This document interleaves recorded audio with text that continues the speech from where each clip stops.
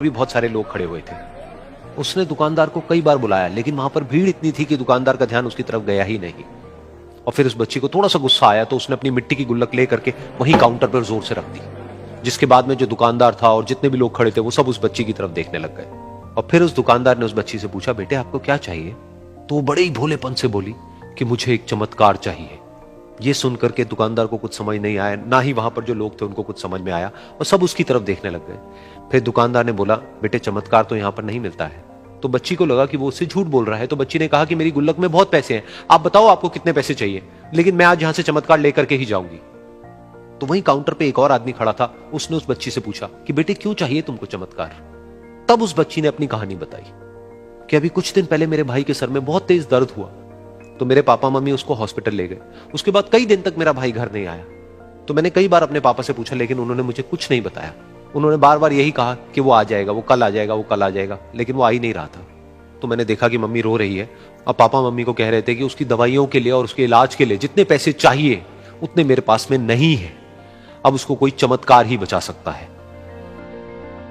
तब मुझे लगा कि अगर मेरे पापा के पास में इतने पैसे नहीं भी हैं तो क्या हुआ, मेरे पास में तो है। तो मैंने जितने भी पैसे जोड़ रखे हैं वो सारे लेकर के मैं इस दवाई की दुकान पर आई। फिर उस आदमी ने उस बच्ची से पूछा, कितने पैसे हैं तुम्हारे पास में? ये सुनते ही उस बच्ची ने अपनी गुल्लक उठाई, जमीन पर फेंकी और तोड़ दी, और पैसे गिनने लग गई। बाकी सब लोग खड़े होकर के उसको देख रहे थे। थोड़ी देर बाद उसने सारे पैसे अपने हाथ में इकट्ठे किए और बोली, मेरे पास में पूरे 19 रुपए हैं। वो जो आदमी वहां पर खड़ा था वो थोड़ा सा मुस्कुराया और बोला कि अरे तुम्हारे पास में तो पूरे पैसे हैं, इतने का ही तो आता है चमत्कार। ये सुनकर के वो बच्ची बहुत खुश हो गई और बोली कि चलो मैं आपको अपने पापा से मिलवाती हूं।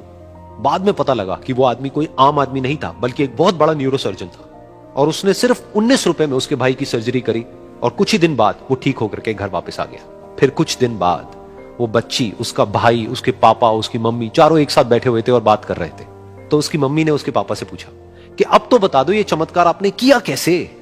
तो उन्होंने अपनी बेटी की तरफ देखा और बोले, ये चमत्कार मैंने नहीं, इसने किया है।